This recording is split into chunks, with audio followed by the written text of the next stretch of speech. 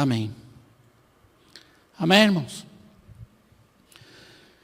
Irmãos, Salmos é um dos livros que eu mais gosto de ler na Bíblia, não sei os irmãos. Salmos é um livro de oração, um livro de cântico. Especialmente estes salmos aqui é um salmo de ações de graça. Os salmos são divididos em várias categorias, né? E uma delas são as ações de graça. E esse salmo é um salmo de ações de graça. Nós vemos aqui que o salmista, ele está passando por alguma situação, alguma luta. Algo está acontecendo com ele, mas ele também tem um grande livramento. E por isso ele, então, engrandece o nome do Senhor. Esses salmos, especificamente esse salmo, a gente não sabe quem é. Alguns dizem que é Davi, né? O autor desse salmo, mas isso é uma suposição, porque ele não tem o autor dele, né? E nesses salmos aqui, ele se tornou uma das categorias de ações de graça em memorial a uma das festas, aliás, há várias festas dentro do povo de Israel, principalmente a Páscoa. E ele se tornou uma cantiga pública, ele se tornou um salmo público. Eu estava escutando esse salmo sendo cantado em uma sinagoga pelos judeus. E como eles cantam com lágrimas, como eles cantam com tanta força. Não é uma canção só que eles expressam ali naquela sinagoga. Não é um hino que eles escolhem, vamos cantar esse aqui. Não, é tão forte a expressão no rosto de cada um cantando, que aquilo comove a gente. Eu até gostaria de ter trazido aqui o vídeo para a gente escutar esse salmo aqui, sendo cantado na língua judaica. É muito lindo. E se tornou um salmo público. Um salmo que relembra, através da dor do salmista, se tornou um hino de Israel. Um hino cantado em memorial à libertação do Egito. Por isso chama Salmo de Halel, do Egito. Ou seja, Halel quer dizer Deus seja louvado. E quando eles cantam, eles trazem talvez na memória todo o sofrimento que eles passaram no Egito, toda a dor que eles sofreram no Egito, e cantam com tantas ações de graça e tantas lágrimas, porque eles reconhecem o grande livramento que Deus trouxe sobre o povo de Israel, tirando o povo do Egito, tirando o povo, libertando o povo daquela escravidão. Então isso é muito significativo para eles e se tornou então um salmo público. Dizem alguns que gostam aí de especular sobre versículos bíblicos, né? Que este foi o hino que Jesus cantou antes de ir para a crucificação. Isso é só uma suposição, irmãos. Não há nada, ninguém estava lá para dizer que foi, mas pela força que tinha o salmo, pela tradição que era cantado esse salmo entre o povo. Quando lá em Marcos capítulo 14, anote aí, Marcos capítulo 14 e 26, até o irmão está abrindo lá, eu peço que abra e leia para nós depois. Quando Jesus sai dali e vai para o monte, diz que antes deles irem e saírem dali, eles cantaram um hino, junto com Jesus. E o hino que eles cantaram, então, alguns creem que é este salmo. Achou aí, Marcos? Achou? Alguém abriu aí, achou? Marcos, capítulo 14, 26. Se achou, lê. Se não, tudo bem. Mas o que eu quero enfatizar aqui, então, não é que estes salmos, alguns dizem assim, olha, os salmos não se faz doutrina. Isso aí é coisa de teólogo, irmão. Né? Os teólogos têm né? Salmo é cheio de doutrina. Né? Eu me lembro que no seminário, nós tínhamos um professor que era... a gente chamava um professor carrasco. Irmãos, ele fez a gente escrever todo o Pentateuco na mão. Né? Foi bom. Mas talvez o trabalho mais maravilhoso que aquele professor deu para nós. Isso foi no meu 2º ano. Ele pediu que nós lêssemos todo o livro de Salmos. E que nós, em cada salmo que lêssemos, nós anotássemos um atributo do caráter de Deus num caderno. E escrevêssemos aquele atributo de Deus nas nossas próprias palavras. E eu me lembro, irmãos, eu enchi um caderno de 8 matérias durante 1 ano lendo os Salmos. Só sobre os atributos de Deus. Só sobre Deus é grande, a sua misericórdia dura para sempre. Poderoso é o Senhor que nos livrou. O Senhor me ouviu, misericordioso é o Senhor. Está cheio de doutrina. Está cheio de atributos do caráter de Deus. Salmos não é uma carta escrita como as cartas do Novo Testamento, as cartas de Paulo, cheias de ensinamento. Salmos é a expressão do coração do homem, portanto, ali tem muita doutrina do homem. Os salmos são cheios de dor, de tristeza, de angústia, dos sentimentos mais primitivos que pode haver no nosso coração. Dos sentimentos mais ocultos que pode haver no coração do homem. Quando nós lemos salmos, nós lemos a alma de um homem se rasgando. Quando nós lemos salmos, nós lemos alguém se expressando sem nenhum pudor diante de Deus, o seu Criador. Por isso os salmos são tão fortes. Por isso os ensinamentos de salmos mexem com a nossa vida. Por isso que nós, quando lemos salmos, nos identificamos como um salmo como esse aqui. Um salmo onde, nesse caso, alguém está abrindo seu coração. Alguém está sem nenhuma vergonha de expressar os seus sentimentos. Alguém não está nem um pouco preocupado em defender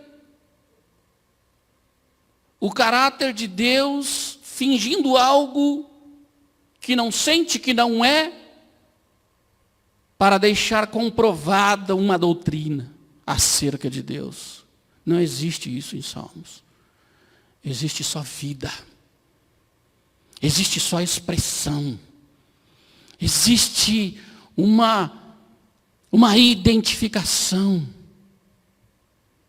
com aquilo que é humano. Com aquilo que nós somos.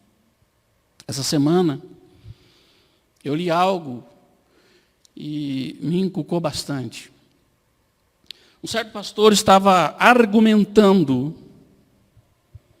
dessas conversas de pastores, tá, irmãos? Ele estava argumentando sobre o fato de que um crente não deveria de procurar um psicólogo não crente. E ele colocou ali as suas razões. E em alguns casos eu até concordei com algumas coisas que ele falou. Mas chegou numa determinada altura do seu argumento, que ele disse o seguinte, que não deveria, pelo fato de que como um psicólogo que não é crente vai receber todas as dores, as lutas e as mazelas de uma pessoa que se diz que é crente, que se diz vitoriosa no Senhor, que proclama um evangelho de vitória, isso seria um mau testemunho. Irmãos, eu digo, não. É demais para mim, né?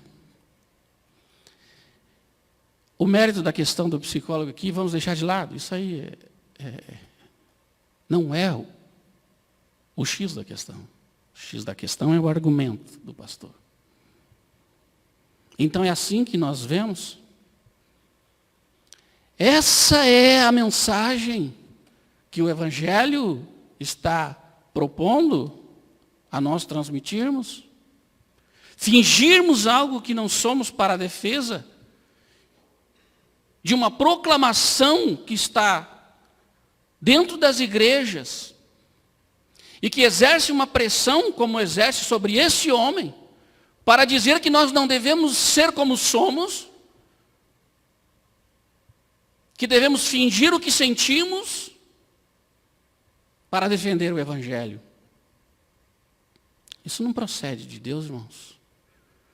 Porque o maior testemunho que nós podemos dar é de que em meio a essas coisas, em meio às nossas crises, em meio ao nosso sofrimento e à nossa luta, nós mantemos acima de tudo a nossa confiança em Cristo Jesus. Independentemente de como eu me sinto, de como eu esteja no dia, pela doença que eu esteja passando, afinal de contas eu não sou um extraterrestre, nem os irmãos, e cada um de nós podemos ser acometido de enfermidades tanto da alma quanto física. Mas a culpa é do que se tem pregado por aí. Um evangelho triunfalista. Uma mensagem triunfalista e não triunfal, que é bem diferente. O evangelho é uma mensagem de vitória, é uma mensagem triunfal, mas não é triunfalista, porque Jesus não pregou isso. Pelo contrário, ele disse, olha, no mundo tereis aflições, mas sabeis que antes de o mundo vos odiar, o mundo me odiou a mim.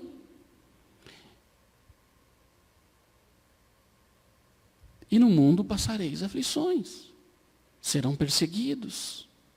Quando Jesus ele encontra Paulo no caminho de Damasco, eu não sei se os irmãos lembram dessa passagem. Uma coisa que fica evidente, que sempre me chamou a atenção, desde novo convertido, quando eu lia o testemunho de Paulo, Jesus fala para Ananias que ele iria entender o quanto deveria de sofrer por amor ao seu nome. E o próprio Paulo diz em Filipenses que nós deveríamos de entender a graça de Deus em meio ao sofrimento, e não só em meio às vitórias. E não só em meio às alegrias. Afinal de contas, Filipenses é uma carta de alegria. Mas ele disse, nos foi concedida uma graça, não só de nos alegrarmos, não só de sermos felizes, não só de participarmos disso, mas também de sofrer por isso. Então o Evangelho não tem nada a ver com nós somos cabeça e não somos cauda. Isso é verdade, está dito lá para Israel. Mas a mensagem que se está passando é que você vem para Jesus e você vai ser blindado. Vem para Jesus se os teus sofrimentos acabarem. É o evangelho tabajara. E não é à toa que centenas de pessoas estão se decepcionando com a igreja, estão deixando a igreja, estão abandonando as igrejas. Oh, meu irmão, isso não foi carne nem sangue que te revelou.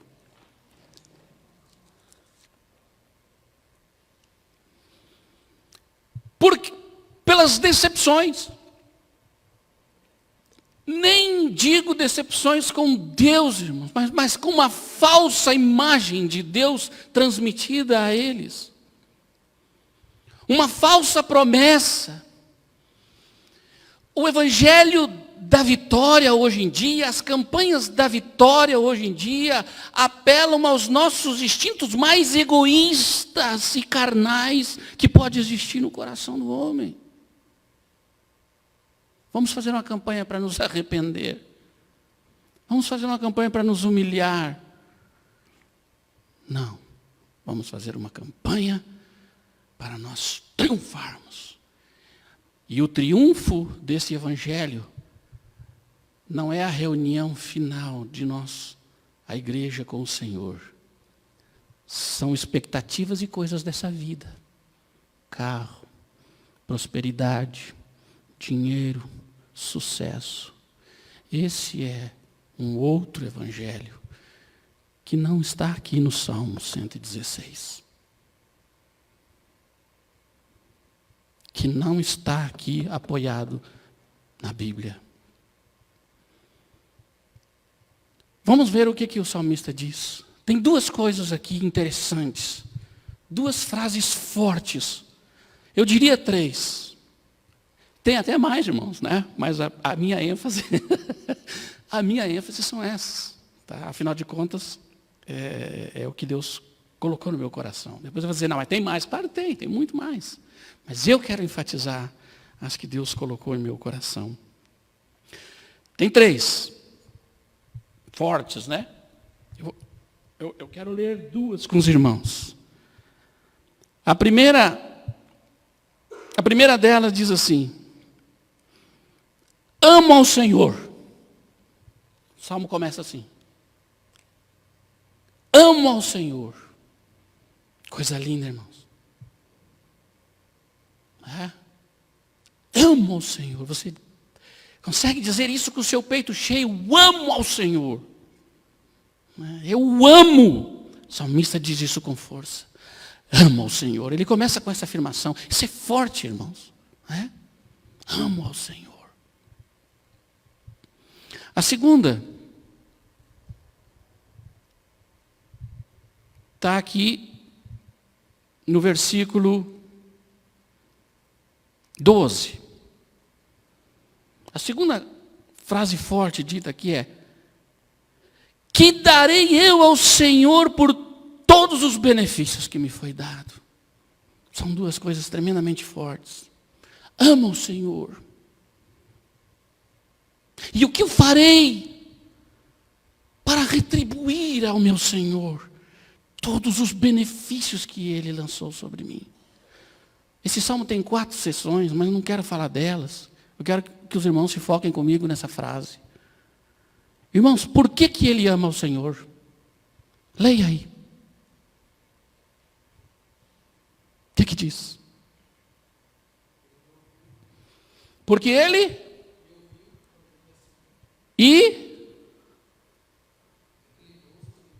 inclinou seus ouvidos para mim.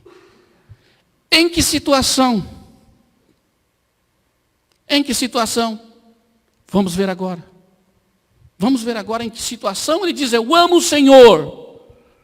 A primeira delas, queridos, versículo 3. Cordéis da morte me cercaram, angústia do inferno se apoderaram de mim, encontrei-me em aperto e tristeza. Cordéis da morte haviam cercado o salmista. É como se ele se sentisse amarrado. É como se essa linguagem figurada diz: eu estou impotente.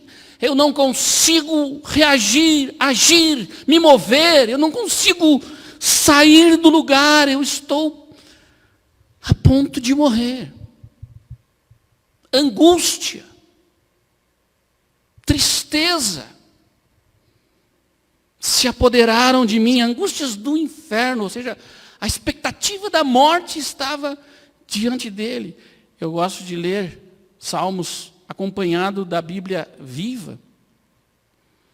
E na Bíblia Viva diz assim: me topei de frente com a morte. Você já se topou de frente com a morte? Eu já.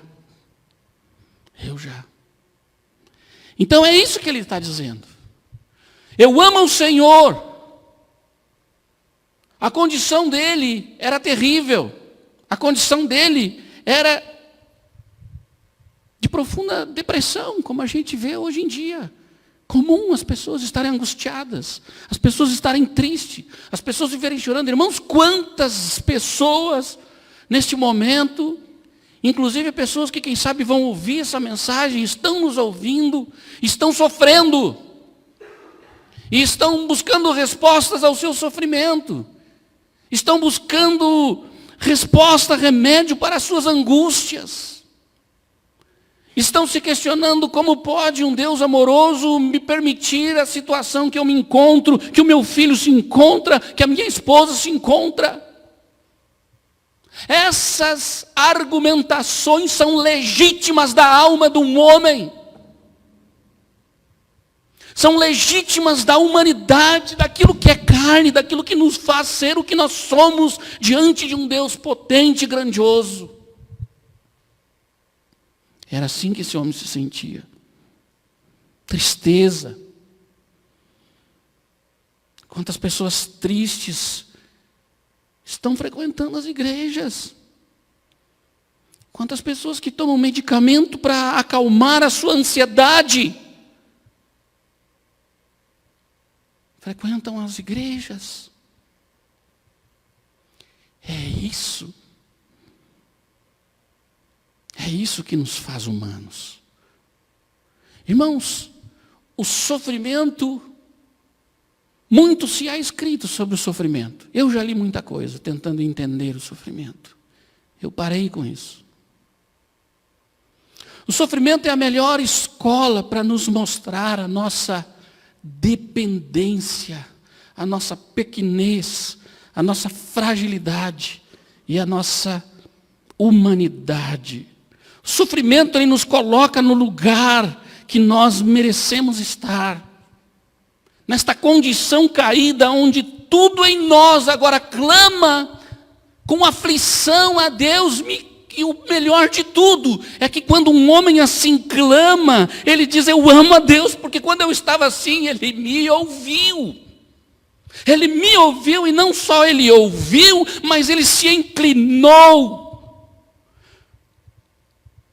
Quando um ser humano chega diante de Deus de tal forma, tão vazio, tão necessitado, tão doente do seu pecado, da sua alma enferma, e ele clama ao Senhor, essa é a oração que Deus ouve, esse é o clamor que Deus ouve, é isso que Deus quer ouvir de você, é isso que Deus quer ouvir, meu ouvinte aí na internet, você aqui essa noite que está ouvindo, é isso que Deus quer que você faça, que você assuma o que você é, que você diga: está doendo no meu coração, eu estou doente, eu estou mal, eu estou me sentindo péssimo, tudo que eu preciso é de Deus. E quando você clamar, a Bíblia diz, o salmista testifica isso, Deus vai se inclinar para você.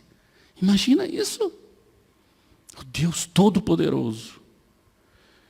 Inclinar-se não quer dizer sujeitar-se. A palavra inclinar-se aqui quer dizer no sentido em que a sua atenção é chamada para algo. Não tem nada a ver com Deus nos servindo quando nós oramos. Não tem nada a ver de Deus sendo uma máquina responsiva. Não. É que esse tipo de reconhecimento humano de um pecador chama a atenção de Deus. É esse tipo de reconhecimento do nosso coração, da nossa pequenez, da nossa fragilidade, da nossa dependência, que chama a atenção do Altíssimo para nós. É por isso que o salmista disse: eu amo o Senhor. E João vai dizer: nós o amamos porque Ele nos amou primeiro. Amém? Nós o amamos porque Ele nos amou primeiro. Versículo 6.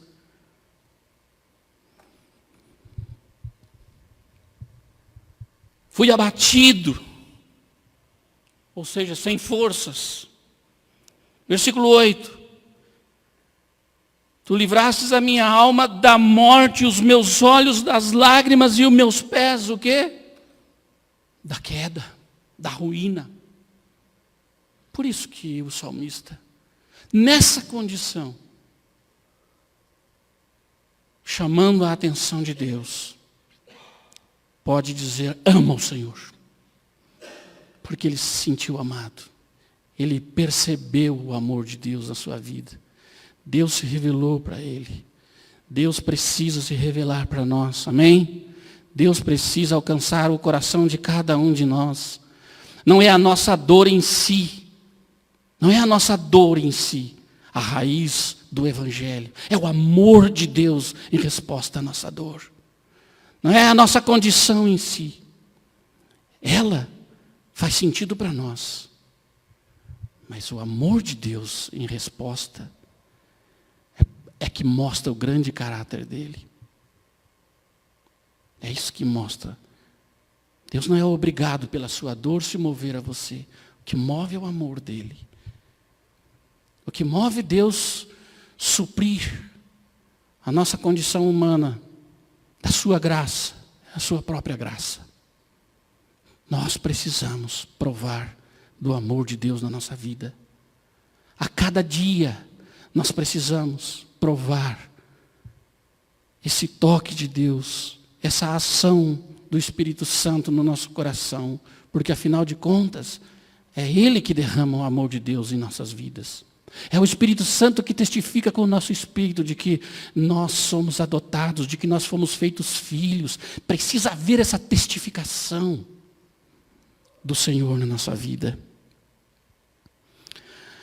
Depois de tudo isso, então ele diz, primeiro ele diz, ama o Senhor, porque o Senhor foi misericordioso. Né? Versículo, deixa eu colocar os óculos aqui, irmão, porque é difícil, né?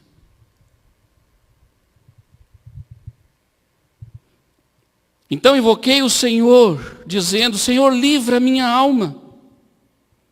Piedoso é o Senhor e justo, o nosso Deus tem misericórdia. Ah, como é bom a misericórdia do Senhor, irmãos.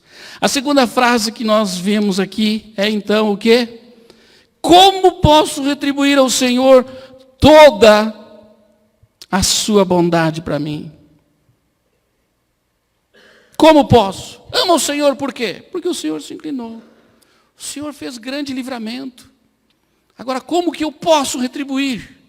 Irmãos, você acha que existe alguma forma de nós pagarmos a Deus? Sim ou não? Você acha que é isso que o salmista está dizendo aqui? Hã? O salmista está achando um jeito de pagar a Deus pelo que Deus fez por ele? Não. O que ele está dizendo, aliás, o que ele está fazendo, é a mais profunda expressão de gratidão. É a mais profunda expressão de gratidão. Porque só um coração grato se move. Só um coração grato se expressa. E essa gratidão no nosso coração faz isso. Faz-nos querer, de alguma forma, engrandecer esse Deus, glorificar esse Deus, enaltecer esse Deus que nos livrou, que se inclinou, e o qual eu amo agora. Essa obra de Deus na nossa vida nos move com um coração grato. Só um coração grato faz isso. Se dispõe, se liberta, se propõe, se apresenta. E como existe ingratidão nesse mundo, irmãos.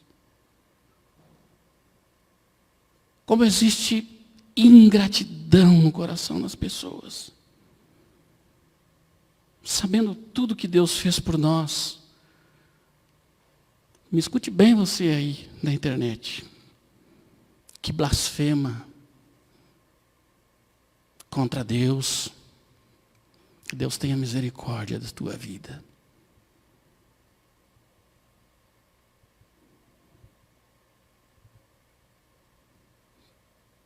Por isso nós somos assim, irmãos. Por isso nós nos sentimos como Paulo disse, eu me sinto devedor. Paulo queria fazer alguma coisa, Paulo se movia. Quando Paulo se encontra com Cristo, duas coisas ele pergunta: Senhor, quem és tu? E Jesus diz: eu sou a Jesus, quem tu persegues. A segunda coisa que Paulo pergunta: Senhor, que queres que eu te faça? É isso. Essa é a nossa gratidão. Senhor, o que eu posso fazer? Nós sabemos que nós não podemos pagar ao Senhor, mas um coração grato quer retribuir, quer contribuir, quer fazer, quer realizar. Amém, irmãos? É isso que deveria mover a igreja à realização de coisas nesta terra, a glória de Deus, o exaltar do Senhor, ver o Senhor sendo glorificado. É tudo isso que o nosso coração deseja. Amém? Os irmãos desejam isso? Aleluia. Amém. Então ele vai dizer algumas coisas. Em resposta a como ele pode retribuir. Olha como é que ele retribui. Versículo 2 diz assim: porque inclinou a mim os seus ouvidos, portanto invocarei o Senhor enquanto eu viver. Versículo 13. Tomarei o cálice da salvação e invocarei o nome do Senhor. O cálice aqui, irmãos, significa a exaltação, a libação que era feita no templo. Aqui nós temos a visão do templo. Aqui nós estamos vendo a manifestação pública agora. Aqui ele cita Jerusalém, ele cita a cidade santa, ele cita o povo de Deus, e ele diz: levantarei o cálice da salvação e invocarei o nome do Senhor em meio ao povo dele. Invocar a Deus tem inúmeras maneiras de ser entendido no povo judaico. Pode ser um clamor repentino, pode ser uma manifestação sacrificial, pode ser um voto praticado através de um momento específico por algo, e pode ser continuamente, dia a dia, clamando ao Senhor ao amanhecer e ao anoitecer, dizendo: Deus é o meu Senhor, a quem eu confio a minha vida. Pode ser.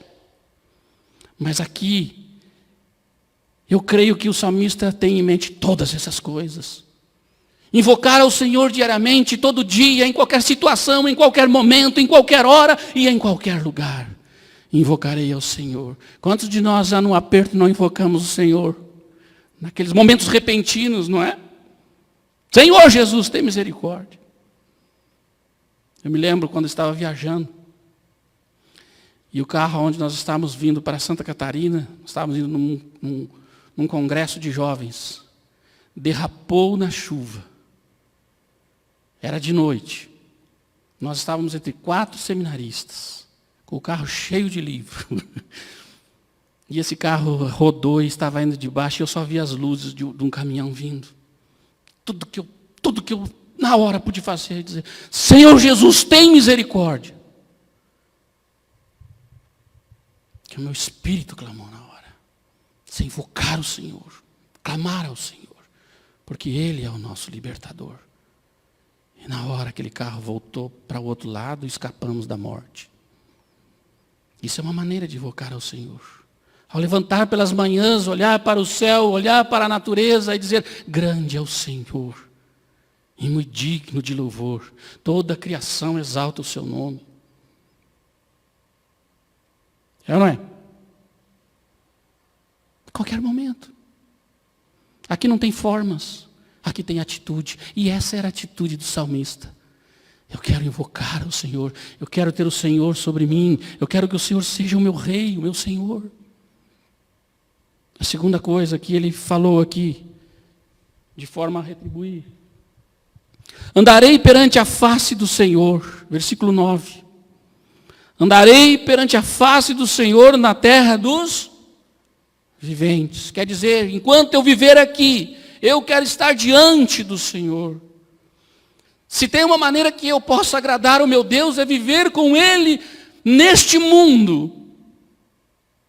Enquanto eu viver, meus irmãos, existe um apelo tão forte, tão grande, para nós focarmos nas coisas desta vida.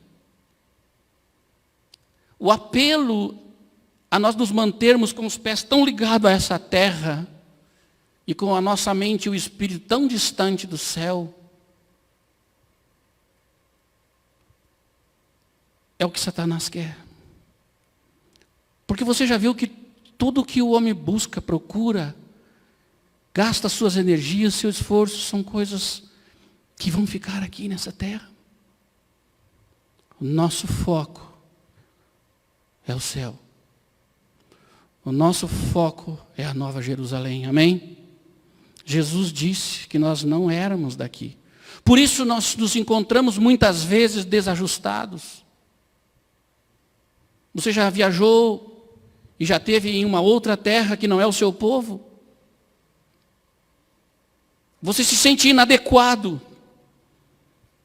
Um crente se sente inadequado neste mundo. Porque as suas aspirações não são mais as coisas que este mundo propõe, mas o que o Evangelho propõe. Os valores não são mais o que essa vida nos assedia, o que essa vida nos apela, mas aos apelos de Cristo, a superar esses apelos do mundo, para aceitarmos o apelo do Evangelho, o apelo do reino, de buscarmos lá, de mantermos o coração lá, de mantermos o nosso pensamento lá, de mantermos a nossa vida lá. E isso nós só faremos como? Invocando ao Senhor, andando em todos os seus caminhos perante a face do Deus enquanto nós vivemos nessa vida. Versículo 13.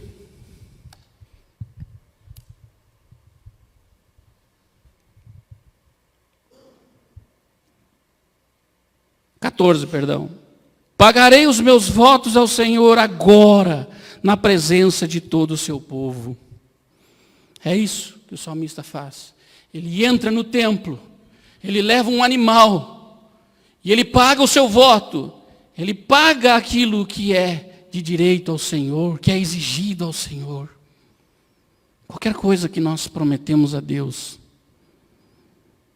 Eu já fiz promessas a Deus levianamente, mas eu não tinha entendimento da seriedade do que é dizer: Deus, conta comigo para tal coisa, e depois virar as costas. A Bíblia diz que não sejamos rápidos em fazer votos com o Senhor e depois não cumprir, porque Deus leva a sério todo voto, amém? Quantas pessoas prometeram viver para Ele? Quantas pessoas agora que estão nos ouvindo prometeram servir-lhe?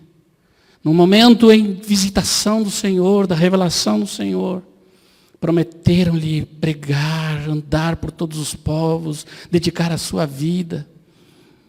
E estão vivendo para si, com um coração amargo, por alguma situação como essa que o salmista estava passando. Alguma dor, alguma decepção, alguma luta.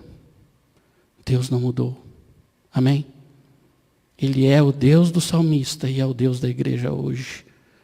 Amém? Por isso, cumpra aquilo que você promete ao Senhor. Renove os seus votos ao Senhor. Renove o seu compromisso ao Senhor. Renove com o Senhor a sua dedicação. Renove com o Senhor o seu primeiro amor. Renove com o Senhor a sua vida. Porque é isso que Deus quer de nós. É isso que Deus quer de mim. É isso que Deus quer de você.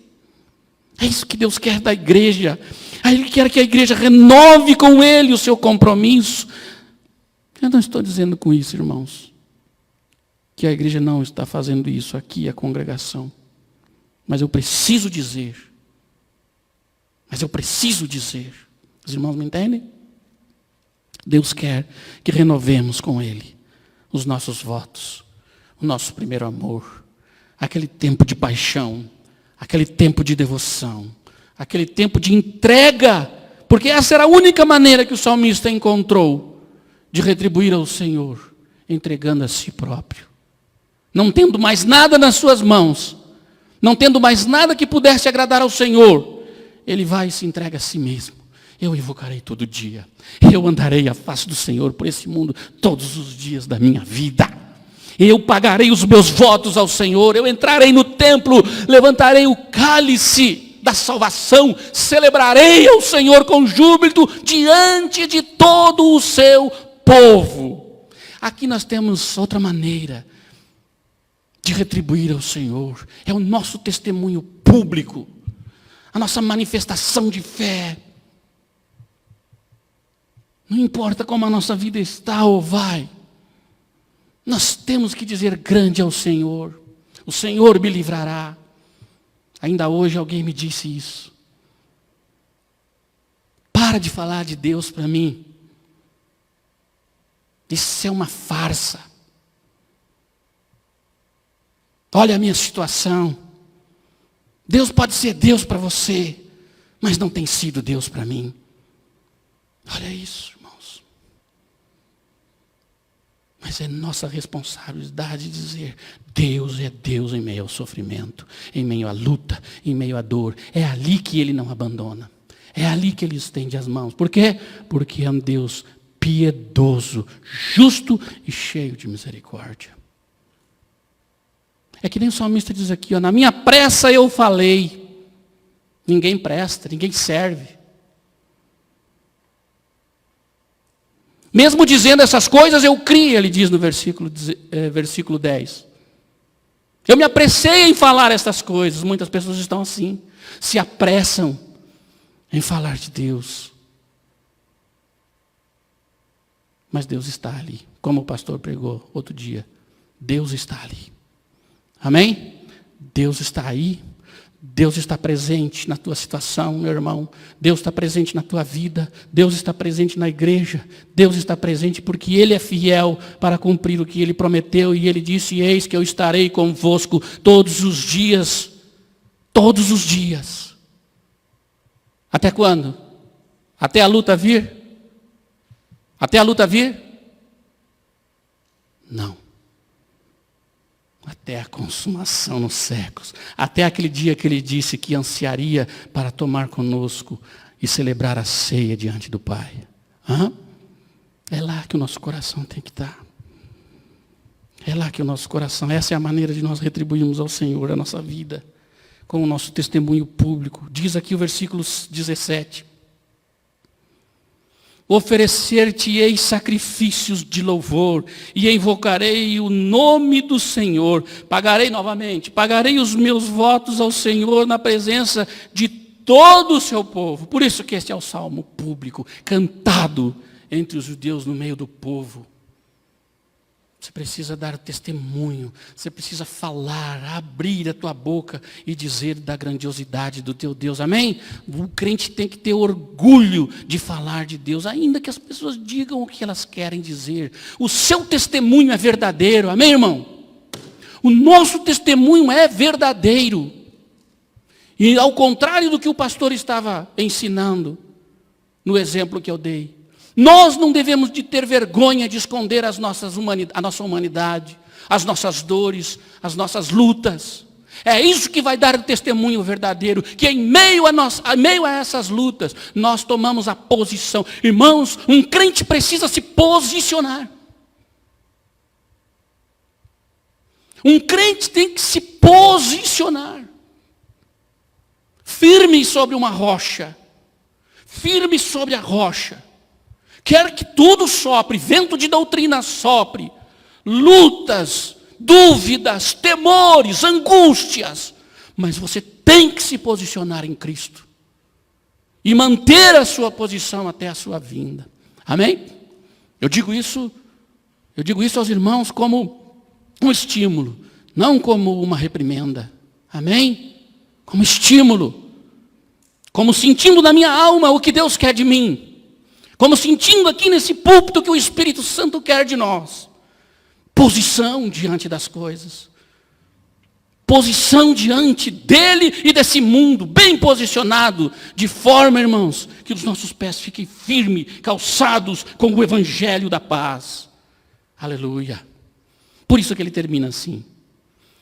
Louvado seja o Senhor.